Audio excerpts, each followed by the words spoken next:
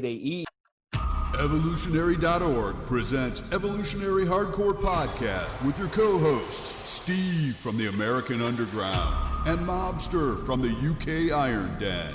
Get ready for the most hardcore and underground info in the industry. And here we go.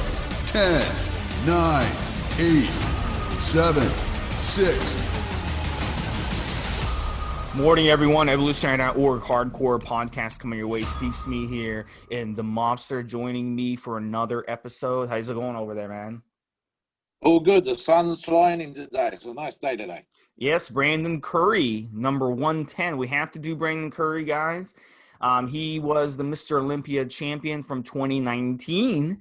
His first win at the Mr. Olympia. And, he's a guy that I predicted would win the Mr. Olympia 2 or 3 years ago. I said he was going to be coming on and he would be a champion pretty soon. He had that potential. So very athletically gifted. He placed 8th at the 2017 Mr. Olympia, and that's when I actually made the call that he would win the Mr. Olympia within a couple of years. He's 5'8", 260 pounds. Let's see. He's approaching 40, so he's about 38 years old now. He would on October 19. He's gonna turn 38. So he's still got a year or two, I think, of potential to win the Mr. Olympia. But he was kind of a late bloomer. He wasn't a guy that came on at a young age. If we go back and, look at his early life, I want to bring in Mobster here. He's going to talk a little bit about his early life. But he's from Tennessee, Nashville, Tennessee, country boy. He was active in a lot of sports growing up, football, track field, gymnastics. With his body frame, definitely someone who would be ideal for something for wrestling. Because he's a shorter guy, stocky. He's got that muscle frame, sort of like me, actually. Very, very blessed genetically. He started using weights in his garage after school. He really got into it. He really took on a lot of improvement very, very quickly. So he knew he had some gifted ability from a young age. He loved, watching movies of Arnold and Rocky and Rambo growing up. He was big into that. He fell into that trap of, those types of action movie stars.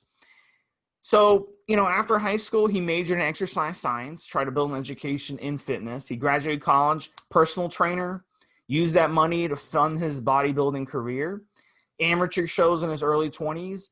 Next 5 years, he, built up his frame. By 2008, he was ready to crash onto the scene, and he won the NPC USA Championship. So that would mean that he would turn pro finally. Back in those days, it was much harder to turn pro than it is today. Now anyone can turn pro.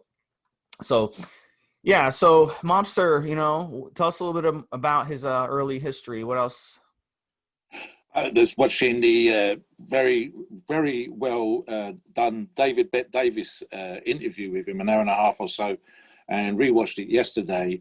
There's a few elements in there. One was a description about how hyperactive he was, and he'd be rushing around doing 1,000 things and whatever else. And I think the phrase that he used was kind of comical, saying his mum was talking about having 3 kids, but she had 3 kids and she just pointed at Brandon because he seemed to make up for not having the other 2 by virtue of his energy and whatever else.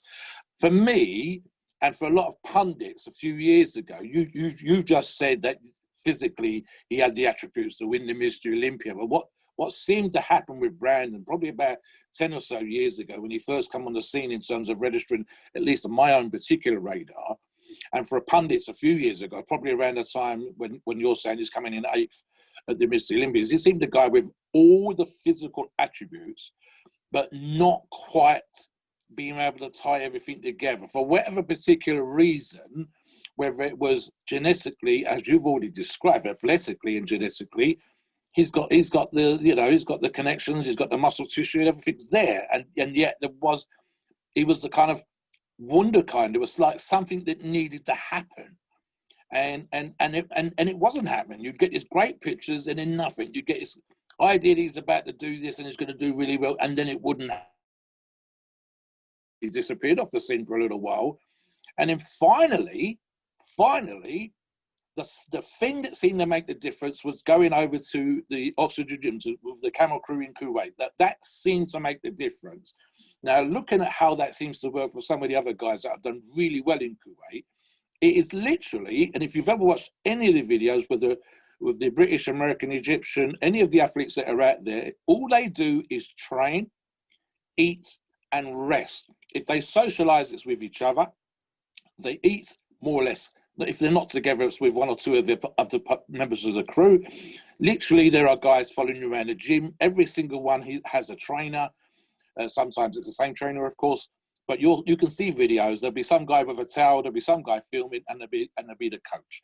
And they're in the gym, and that is kind of their day. Is focused right there in the gym. They live around the corner, or they live in the same building. And one of the other things, rumored, more than potentially actual, but I'm going to think it's an element of it there too, is their access to anabolics, and specifically their access to peptides. Now, I seem to recall one description, which is essentially that there is a pharmacist just up the road that they all go to, and this is literally one single rumor.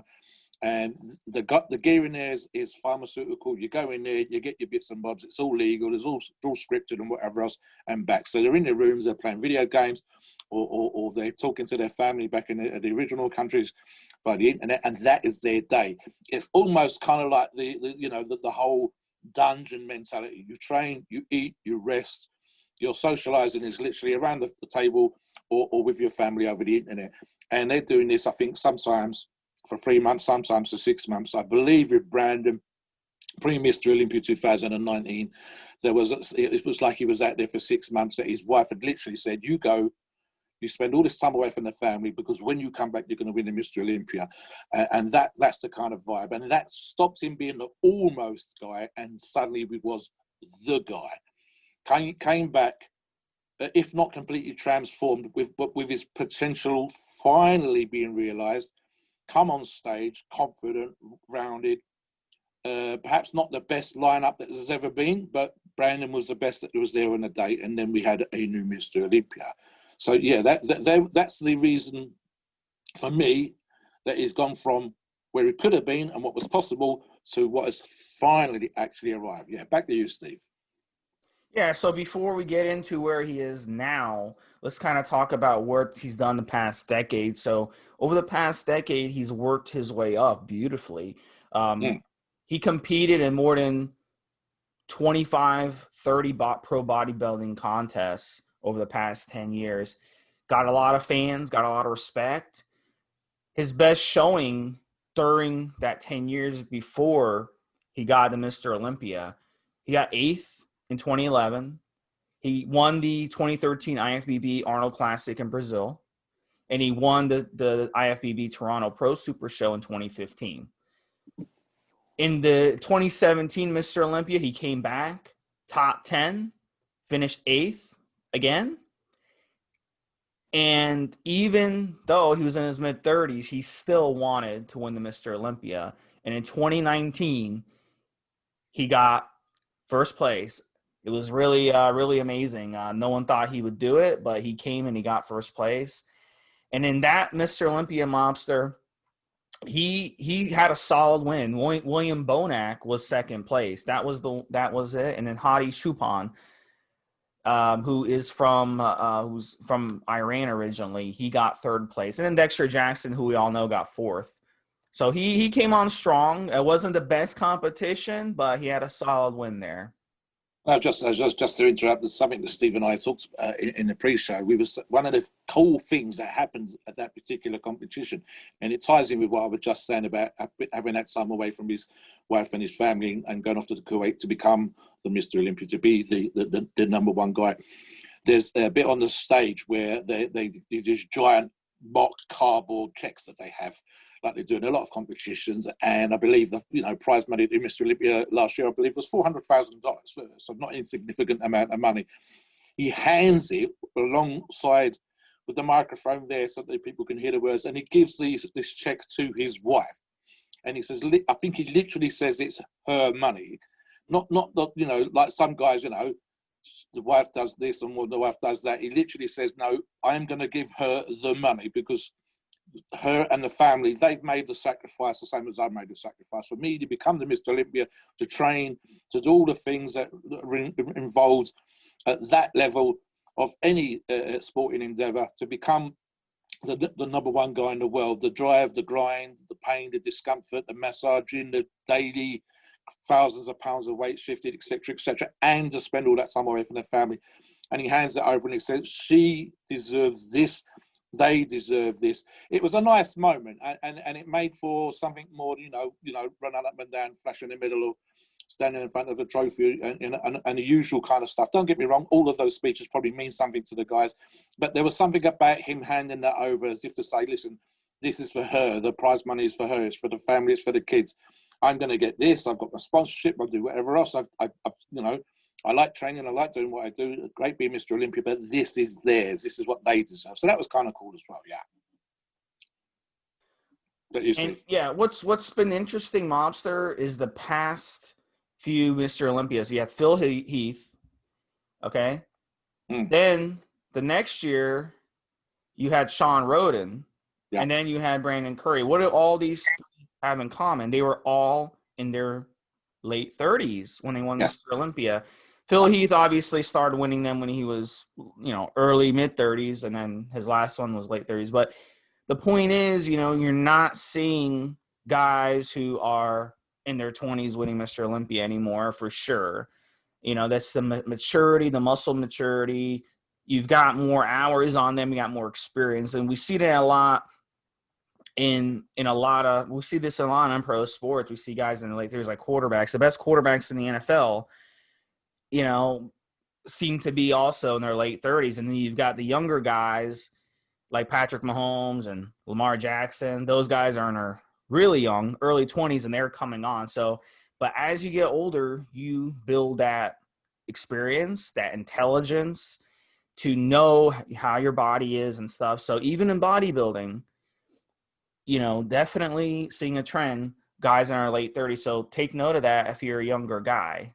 If you're in your 20s and you want to be Mr. Olympia one day, you got to put in that 15, 20 years before you have a chance. This is something actually that came across in the Bette Davis interview, because I actually said, again, pre-show with Steve, I said he seemed to come across in a certain particular way when he was younger in both magazine interviews and in video interviews later on, with this potential, but only perhaps becoming a father, becoming a husband, having that emotional maturity to realize the price that needed to be paid and what needed to be done. And maybe sometimes, and Steve and I have discussed this on the forums before, if you have a certain genetic advantage, which I believe Brandon did as a younger guy, in terms of his physical and athletic ability, then it kind of feels almost too easy.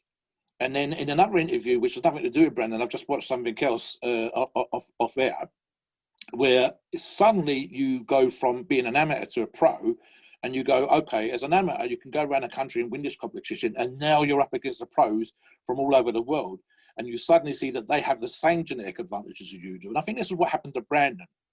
He had this genetic advantage. He had this ability to win the lower and the smaller level competitions, and Steve's quoted this 24 plus pro competitions that he competed in with the genetic advantage, with that the pundits saying he should be able to do that. He had this potential, but lo and behold, he gets to his 30s, and perhaps he was realizing that that train was leaving the station, and he suddenly had to up his game.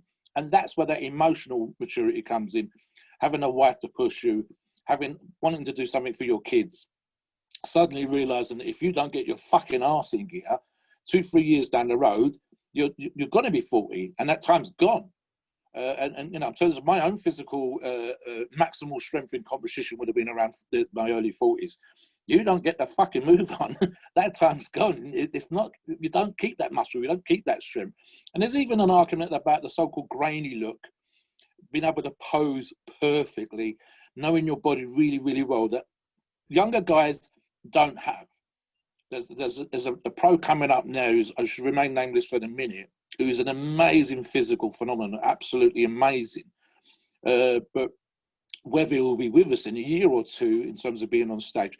Brandon has stood that thing. He has got, and as Steve G just said, the last two Mr. Olympias, including Mr. Brandon, Sean Roden, and even to a lesser degree, Phil Heath, it's all physical maturities, all emotional maturities, all perhaps even being settled in your life elsewhere, not having the distractions and being able to completely focus, especially as an athlete, again, if you've got the sponsors on board, even if your bills are being paid and your mortgages are sorted out and you're not chasing too much skirt, you're not still in extended education, all of these things are done.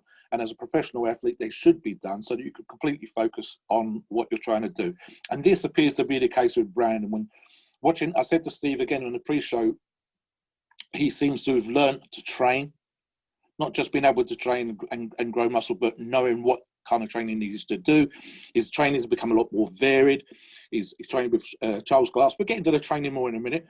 But all of those attributes, whether it's even might be just learning how he responds to gear, all of those things, boom, now it comes together. You've got the genetic advantage, you've got the physical advantage, but you needed all these other things. And maybe, from what Steve and I are saying right now, maybe that only happens when you're in your late 30s to early 40s. And then you need to get on that particular train. You need to be doing all those things. And lo and behold, that's how Brandon managed to win last year's Mr. Olympia. Yeah, if you check out on his Instagram, he has 1 million followers. I mean, when I originally wrote an article about him about 3 years ago, he had barely 200,000 followers. Now he has 1 million followers. So he can put any supplement he wants on his Instagram, and it's going to sell tons of it. So he's set for life. I mean, you win the Mr. Olympia, you're set for life. But what's interesting about his Instagram, if you check out his Instagram and scroll down, he's got a picture of himself at 19 posing. And he says it was his first real competition. And you could tell by his picture, he was so raw, but you could tell he had amazing genetics, but he was raw. You know, so compare that picture to what he looks like today winning Mr. Olympia. And it's like night and day. It looks like a completely different person. So, you know, really, guys, it's all your muscles at 19, 20 are going to be raw. They're going to be young. And then by the time they get 40, they're going to be mature. Your muscles they regenerate. The cells die. New cells come on. It totally changes. So there's a difference between a boy and a man. So really, you know, this is another piece of evidence. I know a lot of guys don't want to listen to me. They don't want to listen to Mobster. But this is another piece of evidence that you're not going to hit your peak at 20 years old. You're going to hit your peak closer to 40. And we've seen this as proof. So it's amazing, though, like 5-10 years ago on forums, if you said something like this, people would attack you. They'd always be like, oh, but Arnold started at 15. He started at 15. He won the Mr. Olympia. You know, he was young when he won the Mr. Olympia. They always want to make that excuse. But if Arnold was around today, you know, he wouldn't have chose to get into movies, you know, it would have been a different story. He wouldn't have won the Mr. Olympia that young. He would have probably won the Mr. Olympia close to the 40, the same thing. So you have to compare apples to oranges on this.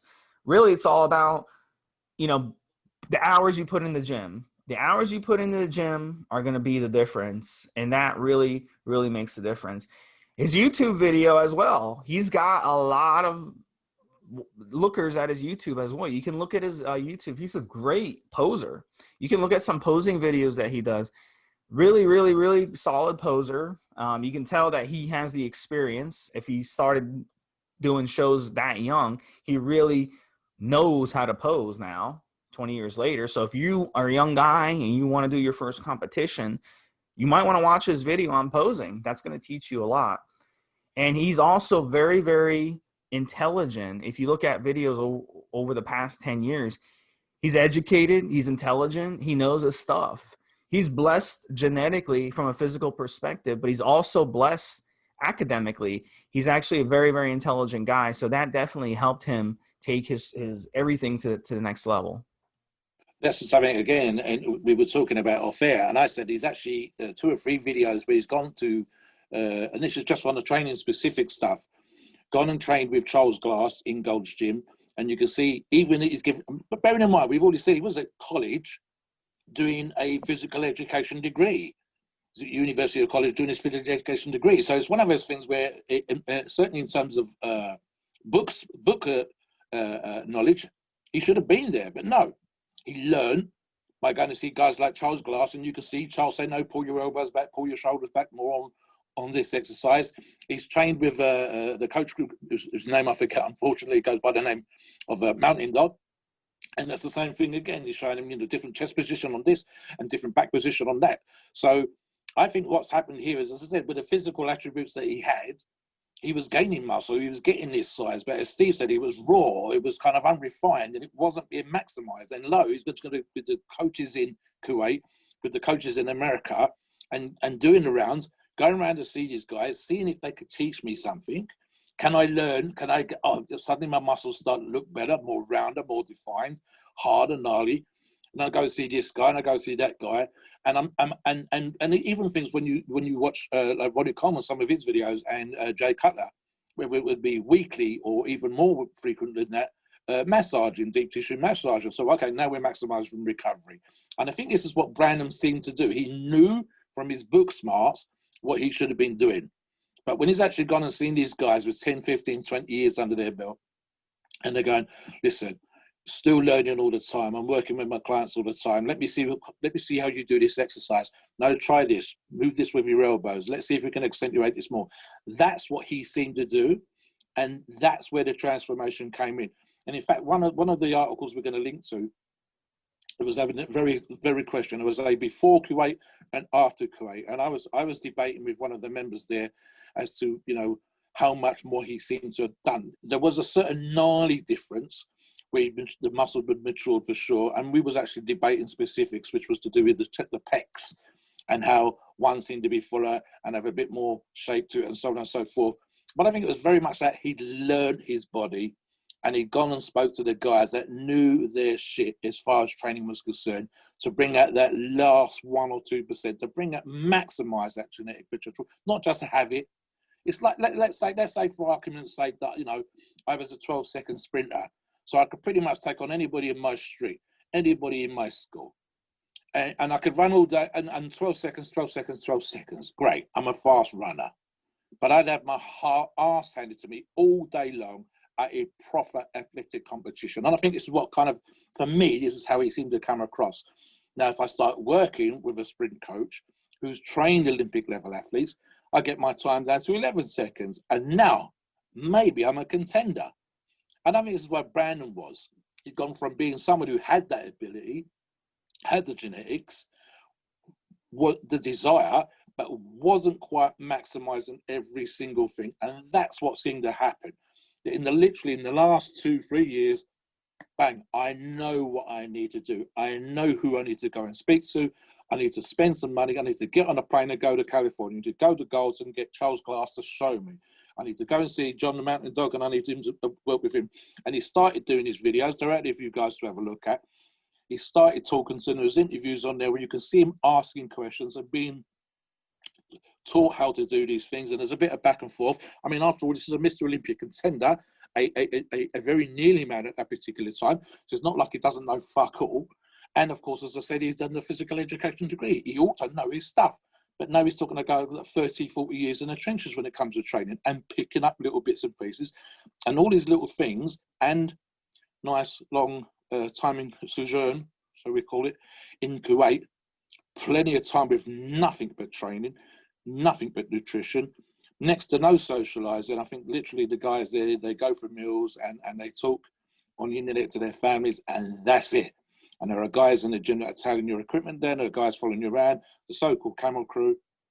And all of the other guys that are there are of a similar standard. That's always perhaps not the whole old gold guys back in the day with all, 15, 20 contenders all in the same gym at the same time as well. It's not quite like that. There might be someone across the gym, but they seem to have sort of spaces through the day, so they're not all together in the gym at the same time. But you're aware that these guys are out there and they're looking for your trophy, they're looking for your paycheck, they're looking for your spot. With you're as a would-be winner, good for $25,000, $30,000 as a trophy. They want your money. So they're good guys and they like each other. There's a couple of them are real good buddies, but I want to take your paycheck. So there's an element of that. And we go into the gym and I say, oh, did you see such and such earlier on? He looks amazing. Oh, did he now? So there's an element of that too. This isn't just internet stuff. These guys are in the same building sleeping as you are. You're sitting with them at the restaurant, or you're eating in the same place that they eat. Oh, such and such was in earlier on. So there's an element of that as well. But it's literally, I think we said the dungeon thing, but going there for the Kuwait, part of that camel crew, with the access potentially to peptides, certainly with the access to pharmaceutical gear, and like a monk training 3 to 6 months, sometimes longer there, with them pretty much doing everything you need to do, and a bunch of other hungry guys that are just around the corner or one floor down at the gym or on the cardio over the training chest where you're training back. They're hungry, you're hungry. Now it becomes interesting, and now you have to up your game. And I think this is what's Brandon seen, that kind of element, that up in the game, learning who he needed to from the masters of training, guys that are coaching hundreds of clients. Let's go and speak to them, doing exactly that last 5%, 1%, 2% that needed to be done, paying that price, putting that time in, bang, maximize potential. I use myself as an example of time, only insofar as I was thinking that my greatest rival and mentor, I think we would have burnt each other out if I lived closer and so that I could train with him. I would have probably got stronger, but can you imagine the competition? So I think there's an element of that, maximizing your strength and doing all those kind of things that you need to do and tear its skin up and doing all the crazy stuff. But, you know, if you want to be the best, if you want to be the greatest, if you want to be the man, El numero fucking uno, this is the stuff you need to do. And I think Brandon finally did that. And that's the reason why he won the Mr Olympia last year. Back to you, Steve. Yeah, so, you know, let's get into that. Let's get into some of his training. You know, he's posted a lot about his training. He's posted that he likes to lift raw.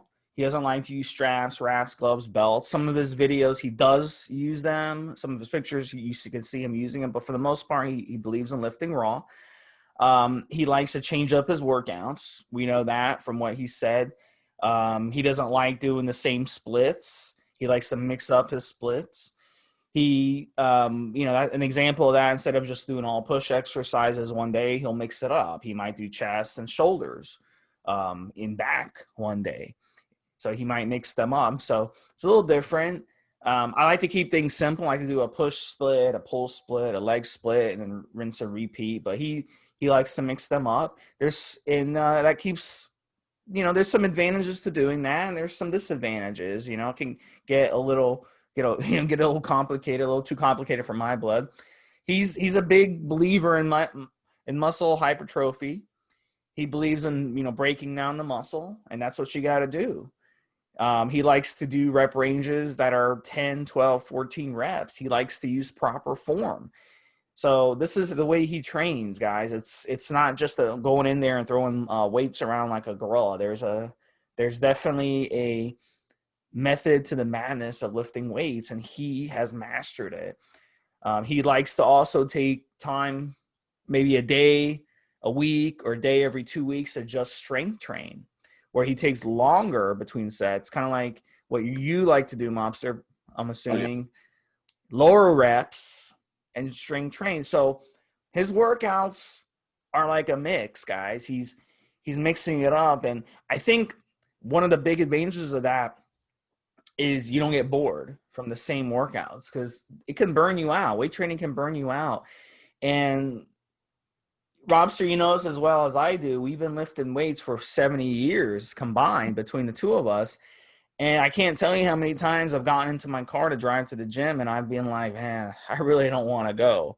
But I end up going anyway. So, you know, so you have to keep yourself motivated. You have to keep this from being not boring. Otherwise, you're just going to get bored and quit. And most people who weight train, they quit. They will sign up for a gym membership for a year, and then after a month or two, they will be like, how do I get out of my contract? So that's why gyms do your contract. So check out the way he trains, guys. If you're a type of person who seems to be a stop-and-go weightlifter, look at how he trains. Maybe the way he trains is something you can try to copy to make it more fun and interesting. I'm going to touch on a couple of points here in terms of guys that come into training And some of our listeners are going to be doing just exactly that. They're going to be listening to how this guy's trained and seeing if he can learn for themselves.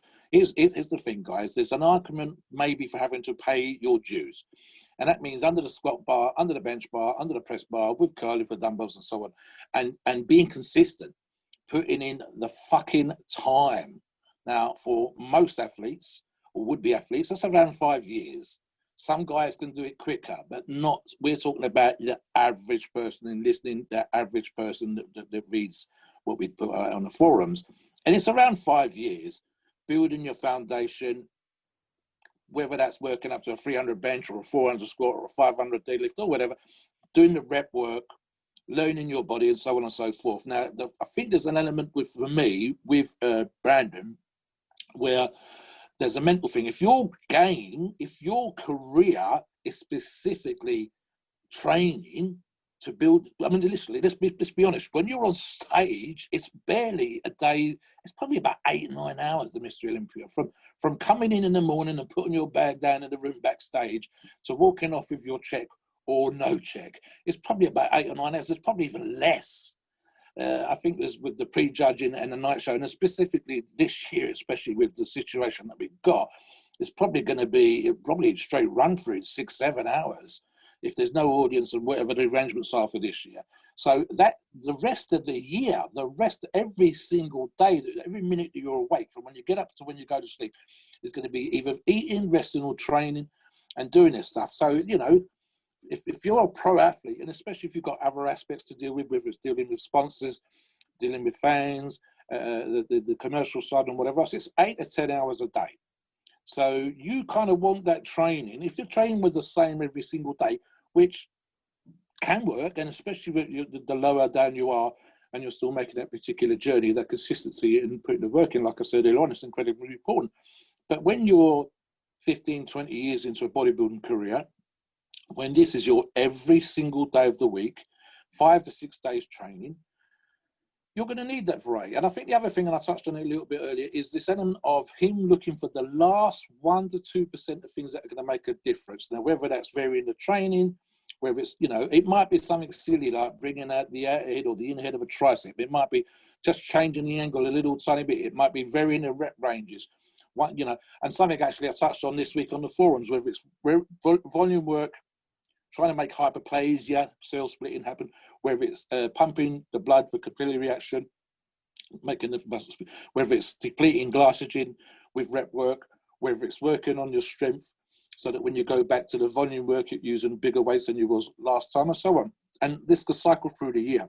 And it did seem, in our research for this show, that he'd gone from perhaps, as I said earlier, being able to grow and get bigger and whatever else, and whatever the hell he did, to needing to vary the training, to needing to play with different volumes and different sets and rep schemes, and for trying out different exercises to get that last 1 or 2%. And here's the thing again, guys, unless you're a contender, unless you've got those genetic advantages, unless you're looking for that 1 or 2%, put the work in, make sure your diet's solid and clean, get your time in the gym, get under the bar, learn how to squat without a pad on your neck, learn how to pick up stuff without gloves and straps and God knows what else. Put in the time, put in the grind. I mean, here's the thing again. If you did that and you had the genetic advantages, you're going to be one of those guys that puts 10 to 15 pounds of muscle on every single year. If you're not, if you're an average guy and you put in the time and you get under the damn bar and you learn how to become strong and you learn how the effects of volume training and high intensity training on your body, you learn what works, then you're going to add 5, 6, 7 pounds of muscle every year, certainly for the first couple of years. And then you're going to be grabbing at the 2 to 3 pounds of muscle. And this is where the time comes in again that we mentioned earlier on.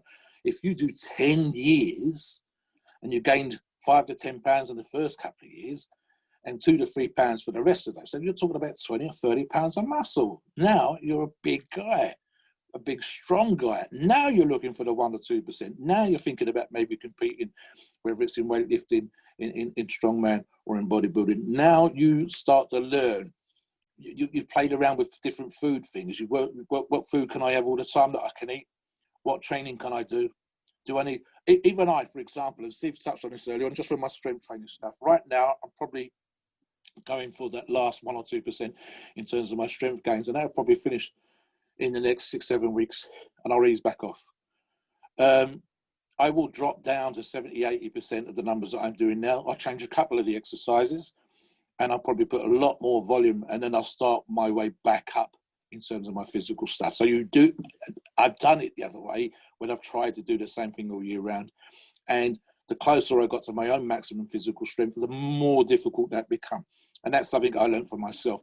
Apart from one, and it wasn't really, thankfully, a major injury, but apart from the 2016, put them in my ass for 16 weeks, I've never had any muscle tears, never torn any tendons, never had any, I've never broken a bone, in or out of the gym. So I've had no real career-ending injuries that could have put me on my ass forever and ever. And that's fortunate. God help me, my tendons by now should be like still wire. Hopefully, this is the kind of stuff. These guys do not want to get injured, because that's your career over, whether it's throwing the ball, whether it's in ice hockey, or whether it's gym stuff. You don't want those to tear the ACLs on your knees. You don't want to be on your ass. So you've got to learn this stuff. And again, as I said with him, he's looking for that last 1 or 2% in my mind. He's doing all these different things. And it definitely seemed to come across that he was looking to learn. He was looking to maximize. He was going out of his way. He was trying different things. It wasn't just cyclical stuff. It was literally, this is what I need to do. Can I change this? If I learn to do this, and doing all those things. So it became that big learning process. And again, it was that last few percent that seemed to transform him from a guy that was in the lineup to a winner, this is the thing. If you get to that position, come back, guys, we'll interview you. We'll do a podcast on you. But we're talking about the guy that's he's learned to do it. He's gone from the could be, would be, might be, to the guy that's won. And these filled for us the reasons why. All right, guys. So let's get into his nutrition now. His nutrition, guys, the way these guys are eating, you have to remember, we're going to get into his PED stack, but without the genetics, without the performance-enhancing drugs that they're taking, the insulin, the HGH, very, very important, so you can shuttle in all those nutrients into the muscles. But without all that stuff, they wouldn't be able to absorb all this food that they eat. So whole foods, he talks a lot about whole foods. He talks about sweet potatoes, rice, eggs, meats, oatmeal, veggies. He also isn't scared to eat fruit. We've seen this trend. Guys in the 80s would avoid fruit. Oh, fruit, sugar, we can't have fruit. But, we see with Brandon Curry, he eats fruit. He's got no problem with fruit. So different. It's much different than eating a candy bar and eating a fruit. It's different types of sugars. One is refined sugar. One goes into the body. The body has a certain reaction to it. One is fruit. We evolved eating fruit.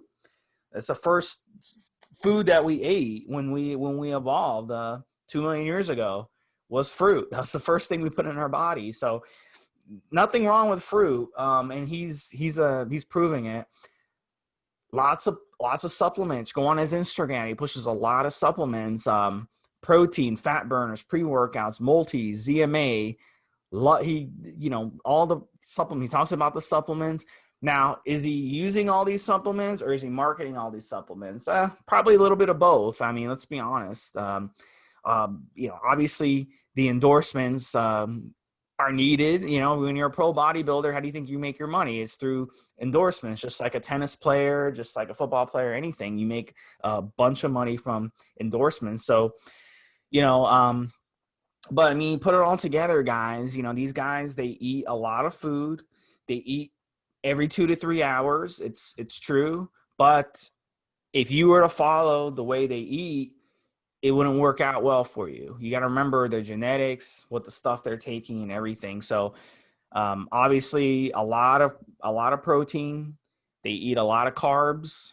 And if you were to follow that and eat that much protein, that much carbs, you're just going to get fat. And, we see it all the time. I mean, we see obese people who are 350, 400 pounds walking around all the time who are eating the amount of food that he's eating, but they are just 30, 40% body fat. So two different things, guys. But I'll just address one thing specifically. I mean, well, two things really. One is that it becomes a job of work as a professional athlete, and specifically someone at their level.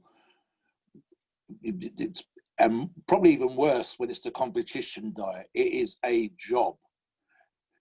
When you're on a competition diet, when you're trying to stay clean, and perhaps even just get ripped for some sort of opposing thing or for a magazine shoot or whatever else, unless you have that thin skin, unless you're genetically advantaged, it's a job of work, and the stuff can be very restrictive and quite boring. The second aspect, because this is their career, guys, what they put in their mouth is going to make a difference to the muscle, and it's going to make a difference for the paycheck and whether they win or they don't win the competition. So it becomes incredibly anal. It becomes a job of work. And like I said, with the competition diet, the whole joke about chicken, fish, and rice is kind of true. You know, meal prep makes these things a little bit easier. And if you've got a nutritionist on board who can help you, that's great. But again, this is more cost, etc., etc. Now, the second thing that I was going to address, and this is more for the ectomorphs than the endomesos. The endo guys is the ones that tend to be towards the big bone and the fatter guys. Your meso is your more muscular. Your ecto is the lighter framed, skinnier guys. And I'll be very specific with this. In fact, it kind of goes both ways with the endos as well. But the ectos tend to overestimate what they think they're eating. And we touched on this on the forum this week in terms of, I guarantee that if you got that guy to write down what he was eating, and he says, I'm eating a shitload of food, he is not. When you're 6 foot tall and 160 pounds, you ain't eating a lot of food. You can train like a beast in the gym, but if you ain't putting enough calories in your face, if your physical attributes don't allow you to gain on what you're eating, then you ain't eating enough. Now, I'm a big guy. I seen me 319 pounds this morning, would you believe? Don't eat 5,000 or 6,000 calories a day. So that's probably more genetic. My metabolism's probably slowed down because I'm in my 50s. I'm not having to go to a day job and physically labor. So I don't have to burn off the calories that way. And so it's made a difference. I probably eat, in some ways, less than I used to do when I was doing a physically laborious job many years ago as a younger man, when my metabolism was probably faster. These things make a difference. If you need to sometimes sit down and write down what you're eating, work out what's going in your mouth, work out what's making a difference. If you're having too much junk food, if you're having too much fast food, if you're having too much alcohol, you're getting a load of empty calories. If you are prepping, if you've learned how to get the food ready at the beginning of the week, if you know 100% what's going in your mouth, and you put an extra 200-300 calories a day in there, you up your protein a little bit, you do a one-to-one with Steve, and you go with some food stuff that you can work with, and these things start to make a difference. But even then, it's a slow, steady difference. And you've got to learn this stuff. And this comes back to what we were saying earlier on. Even the top professional level, like Brandon Curry, Mr Olympia, you're going to experiment with food. You're going to be moving stuff around. You're going to say, listen, do I need to put on another 2 to 3 pounds of muscle to be the next Mr Olympia? This seems to happen as well. I mean, possibly with the exception, maybe Phil Heath, actually. I don't think Phil Heath got that much bigger during his 7 or 8 wins. Brandon probably only put on 5 or 10 pounds of muscle between the nearly winning and now winning. But those 5 or 10 pounds of muscle in the right places, and that required him to look at his diet and see what he's doing, look at his training, see what he's doing. So this is the kind of stuff we've seen with Ronnie Coleman, for example. I believe he was winning his first Mr Olympia was around 250. By the time he came off stage, 298 pounds. So 40-something pounds additional muscle. That's a lot more food. It becomes almost, as I said earlier on, a job of work. And you need to be 100%. What can I eat that doesn't upset my stomach? What protein do I need to vary my protein sources? Do I need to vary my carb sources? Can I eat at this point this much earlier in the year? Do I need to be that much tighter? Is it just going to be rice for my carbs when I'm coming into a competition? How many guys have we seen that have come up to the Mr Olympia level and get an upset stomach because they didn't bring food with them? They've gone out and bought food locally at the Mr Olympia, or they didn't cook it properly because maybe the wife hasn't come with them and she's the person who looks after the food. Maybe they stopped meal prepping just crazy little things that can make a difference. That's how important it becomes. But don't forget that you're a young guy that's just on this particular road of progress and wants to become a bodybuilder, that you can do what they do. You're going to need to learn what works for you, but you literally, sometimes it's just going to be writing that stuff down and realizing you're not eating enough. The physical jobs that I've done in the past, the canteen would shut at 4 and we were finishing work at 8. So I was putting snacks in my locker, and that's how I maintained the muscle mass and the size that I had then. It's the guys would be outside having a cigarette, I'd be inside eating food. That's how I did what I needed to do. If your job, some of you guys are doing jobs where you can't have food at work, or we've said stuff on the forums where the guys are embarrassed to have a protein shake at their desk. Needs must, guys. Do what needs to be done. Learn what needs to be done. And again, this is something that sometimes takes a while for you to get right. It's no good at you taking all the peptides and steroids and SARMs and pro hormones and God knows what else you're taking if you're not eating. Get the food right, get the training right, then put the polish in with everything else. Some of you guys only want to weigh 200 pounds but be lean. Some of you guys want to be 300 pounds as strong as a bull. Needs must, guys. Back to you, Steve. The thing is, when you're a skinny guy like that and you throw a bunch of food at your body, you're just going to get fat. So what is the difference between that and a Brandon Curry throwing food at a body? We're going to talk into what he's taking, these performance-enhancing drugs. When you take a bunch of HGH, okay, it increases your blood sugar.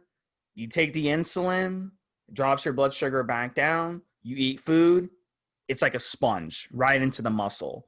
That's how these guys who are genetic freaks end up weighing so much. 5'8", 5'7", 5'5". Brandon Curry, he's not a tall guy, but he's 250 pounds, 240 pounds, 260 pounds in the off season. He's a beast. How is he able to do that? Yes, it's genetics, but also it's because these steroids, the HGH, the insulin. He's taking up to 25 IUs a day of HGH. He's taking 8 IUs of insulin before his meals, maybe even before his workouts too. He works out, takes his insulin, eats his meal, boom, it's like a sponge right into the body. So if you're a skinny guy, don't follow this where you eat a bunch of food. It's not going to work for you the same way. You're not on all these steroids. It's completely different. Sustanin or testosterone, he's taking over a gram. Trenbolone, close to a gram a week. Primobolan, a gram a week. Winstrol, Masteron. The Masteron hardens him. The Winstrol dries him out. Tons of Winstrol, 100 milligrams a day, especially going up to his competition. He needs to get as dry as possible. The Masteron, he needs to get as hard as possible. He's on thyroid, T3, probably 100 micrograms a day of T3. Gets his thyroids buzzing. And then he'll throw in an oral, maybe Halo, something like that. Really, really strong oral. He'll throw that in every now and then. So this is what these guys are running these days, guys. It's really, really important that they hit that trend. The trend, if you need to be at that level, that trend is going to be what you use today in 2020. It's very important. And the two other things that are very, very important, HGH and insulin, because you can eat all the food in the world you want. You're not going to grow unless your body is a sponge for all that food you put into it. So, it's if you take away all these drugs and all these steroids and he was to just eat a regular diet, and he would still look fantastic. He is genetically blessed, but then throw all this stuff in and boom, you're going to be able to compete at that Mr. Olympia level. There's very, very few people who have these types of genetics that can get here. Think about it. He is the best bodybuilder of 2019, best bodybuilder in the world. And that is an amazing accomplishment. Let's just use as an example. Steve and I have both given advice to, in Steve's case, clients, and I've got buddies and whatever else, and we have these conversations from time to time and on the forums, of course. As an example, if a guy comes to us and he's working down a coal mine, He's putting an 8 or 10 or 12-hour shift digging the coal, whether it's with drills or whatever, on a machine down in the coal in the dust and getting dirty. His requirements as an athlete, as a bodybuilder, as someone who wants to gain muscle, is going to be unbelievably different compared to Brandon. And so we would say, listen, you need about 4,000 calories a day minimum if you weigh 160, 180. You need to be 4,500, 5,000 calories if you weigh 80, 200 pounds. There's no good us throwing insulin and growth hormone with him. Okay, so forget it, right? We would make that adjustment. If you're an athlete and you have that athletic background and your desk job and you've got a mini fridge that you can put meal prep in, your requirements, you could probably get away with 3,500 calories a day and you're going to grow like a weed. And then perhaps the drugs are going to make a difference. And something specific, and I mentioned this off air to Steve as well. We discuss on the forum from time to time peptides, the various peptide hormones and derivatives of growth hormone that are out there that are meant to have different effects, etc., etc. And one of the things that's reputed to have happened in Kuwait is, as I mentioned earlier on, the access. But again, this is a very tiniest polish, administered almost certainly under prescription, if the rumours are going to be believed, from a local pharmacist with guys that know what the fuck they're talking about. And again, there's a genetic advantage. It's no good if you work down a coal mine or if you're in a labouring job or you're going to work in a meat processing plant talking about this pro-hormone, so this peptide, this fraction of growth or whatever else, because it's going to make little or no difference to your physique whatsoever. But if you're competing, if you're dieting, if your whole thing is about becoming a champion, whether it's regional or national or international as Brandon, then it's a tiny, tiny fraction administered by someone practically given to you for free, who knows what they're talking about, and it's going to be given at the right time, pre-training, during the training. This is some of the stuff's out there. Post-training, there's no good, for example, a normal guy trying to deplete all the glycogen from his muscles to increase protein uptake or whatever else, and then go out and do a physical job, digging up the roads, or labouring, building, up still erecting the steel girders and working on a building site and building a skyscraper. You don't need to do that, guys. So remember, we can learn from these people, even if it is under consistency with training and nutrition and recovery. But the nuances, the small stuff, if you're labouring, if you're doing a physical job, even if you're just doing even if you're working down at the deli, standing on your feet and serving food for 8 hours, it's different from what Brandon's doing. Brandon goes to the gym, takes all these drugs, trains like a monster, and then probably goes and lie down, goes and has a meal at the restaurant with the guys, comes back in the afternoon and does some cardio. You're not. You're standing 8 hours on your feet behind a deli counter serving food. You're working at Mackie D's. You're at school, still trying to do your studies at college and university, doing all this other kind of stuff. Make sure that you allow for that. Be inspired by a professional, learn from a professional, but make sure you make those adjustments for what your requirements are. And again, if you get to the point, and I'm sure that we would be very excited for you if you ever was getting to that point, where we saw your physique on the forum and you look like someone that's going to place, you look like someone who's going to take it to that next level, then we're going to get you on a podcast and we're going to be going over those nuances with you, and we're going to learn everything we can about your physique. And just from our perspective, we're going to do our damnedest to make you get sure you get there. And whether that's sitting down and talking about with growth hormone and your particular requirements, maybe it would actually be discussion of the insulin protocol. We would work with you. We would want to know everything about you. And we would be excited just to help you and see if we can take you to the next level. So this is what you do. When you're listening to this podcast, pay attention, by all means, learn, but understand you make adjustments for you, where you are, your age, your requirements. Don't do his protocol, if it's PED protocol. Don't do his. I'm not going to do his PED protocol. Steve's not going to do his PED protocol. What's going to work for us. It's not what we want for our physiques, for our strength, for whatever. But by all means, yeah. What did he do?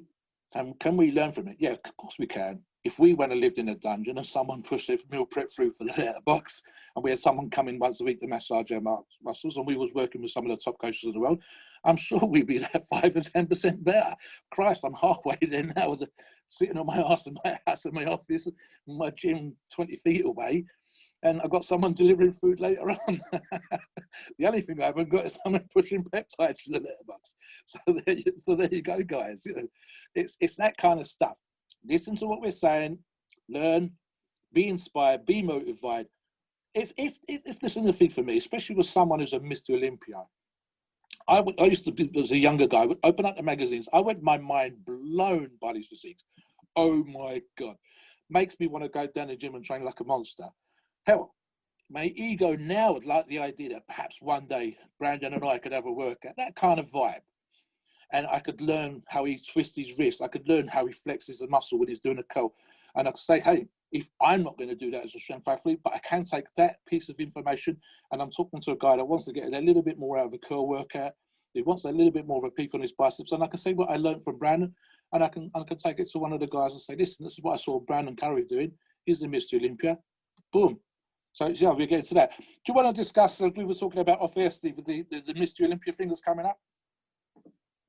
Yeah, get into it. We got a couple minutes left, and we have to close up. But yeah, talk about that a little bit. We're actually doing this podcast. You know, the Mr. Olympia in 2020, due to the pandemic, is delayed. So we're actually doing this podcast right before they have the Mr. Olympia. So Mobster, talk about that in a couple minutes, and then we'll close up. Okay, so normally by this time of year, I think it would have been last weekend, you would have had the Mr. Olympia competition, typically the 21st or the 26th, depends where the weekend falls through the year. And because of the pandemic, they've done a couple of things. First off, they changed the hotel. That's just something perhaps they needed to do, what the fans wanted, what the promoter wanted, what the owner of the Olympia title wanted. They wanted to change, they wanted to go somewhere else. Unfortunately, lo and behold, we're in this pandemic situation, which has forced certain changes for the Mr. Olympia, which might be interesting, might not be. So instead of having it around this time of September, we're looking at next month. It's at a new location. But here's the thing. You've got the situation, I believe the audience capacity previously has been something between 5,000 and 7,000. Is there even going to be an audience this year? Will the 2020 Mr. Olympia be just the judges and the competitors and the promoter and the organisational staff? Will there be an audience? Will they be selling $750 front row seats? Who knows? Literally, they've got no idea what's happening in the next 4 to 5 weeks as to whether there'll even be a crowd there to cheer these guys on. That's number one. Number two, with Sean Roden still potentially not coming to the stage, but with return of Phil Heath and obviously Brandon wanting to come back and contest this Olympia title, it seems to me, and we discussed this off air, that the top 5, which could potentially include a former 212 Mr. Olympia in the form of a 235-pound, potentially Flex Lewis on stage, I think it's probably the most open. We've had changes the last couple of years, three Mr. Olympias in the last 3 years, and now we've got maybe the top 5, possibly the top 6, all who could be a new Mr. Olympia. Will Brandon retain his title? Will Phil Heath come back and regain his Olympia title? Will Flex Lewis surprise everybody and be a top 3 straight out of the gate? So yeah, what's happening there? Kind of crazy. Really, really not the same date, not the same location, and potentially not even the same Mr. Olympia. And finally, one of the other issues that's affected all of the competitions is, but specifically Mr. Olympia, because of the competitions being cancelled, because of the changes, you've had competitions that have taken place this year where the guys have had to wear face masks on stage, that the organisational staff that have been on stage with them have been wearing face masks. And you've had, I believe, after the Arnold Strongman competition, for example, where there was no crowd. This year's World's Strongest Man, if it is indeed this year, I believe it might be next year, where they talk about no crowd. That's the kind of situation that everybody's dealing with this year. So what's happened is the ability to qualify, either by winning or through the point system by placing for the Mr. Olympia, has become somewhat negated. I believe you're talking about at least 1/3 of the competitions have been cancelled. So there's now this kind of crazy scramble for the usual 15 or 20 places. I believe that the Mr. Olympia allows, 18 to 20 places is normal number of competitors. There's this kind of crazy scramble right now where Big Ramy may not get enough points to compete. and he's a guy that should be top 5, top 6. There's a bunch of other guys that are fighting for those places right now. There's 3 pro cards available at competitions coming up in Spain, but the guys have only got 4 weeks. 4 weeks, and there's at least 6 people that need really to be on stage at the Mr Olympia, and I'm not entirely sure that that's going to happen. So will we even have 10 or 12 athletes on stage instead of 20? Will we have a crowd? Are we all going to be watching it on video? It's still a really weird situation. And yeah, Brandon and others are still going to be plugging away, still be doing what they need to do. It could be the most open, the most weird, bizarre, kind of crazy Mr Olympia. I think some of them, maybe the early ones, where they like 3 competitors, 1 competitor, whatever weird situations that they were judging backstage, and then they bring them out for the night show. It's not been as fucked up for about 35 years as it's going to be this year. It's going to be really crazy, really weird. And by the time this podcast goes live, we may well have a new Mr Olympia, returning Mr Olympia. But it's just going to be really, really, really crazy, Steve. It's going to be very interesting historically. It's going to be. Can you imagine a Super Bowl with no crowd? Can you imagine? It's just going to be a really kind of fucked up situation, and we'll see what happens. Yeah, well, we've seen it already with pro sports, no crowd. It is kind of weird, but they pipe in the crowd a little bit. But yeah, it's they'll get through it.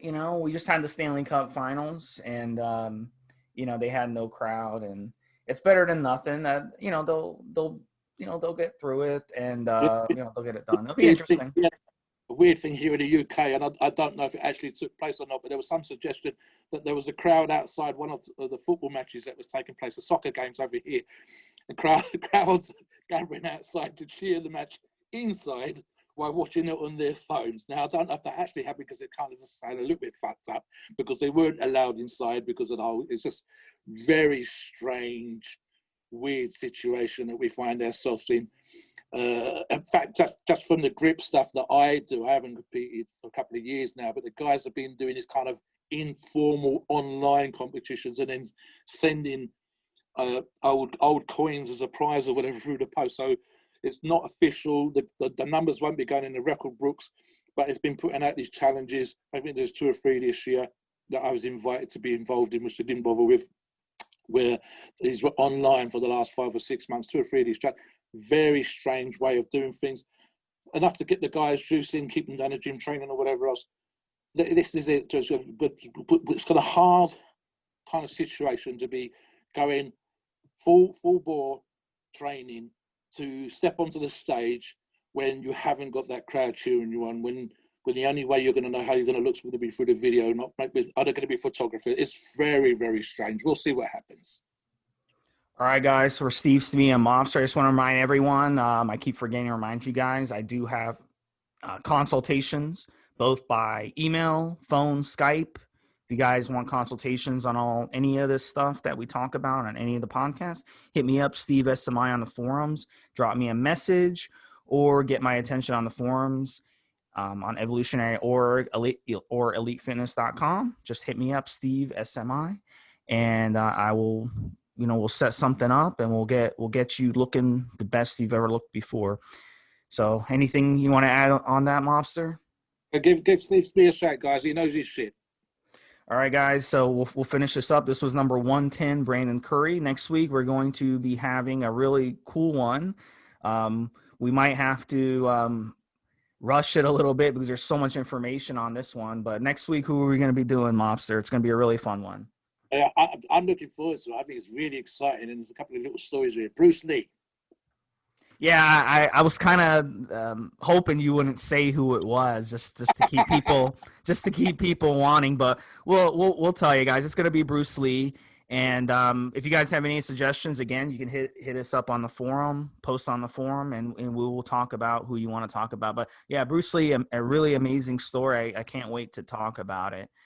All right, guys, we'll talk to you guys next week. Enjoy. Have a good one.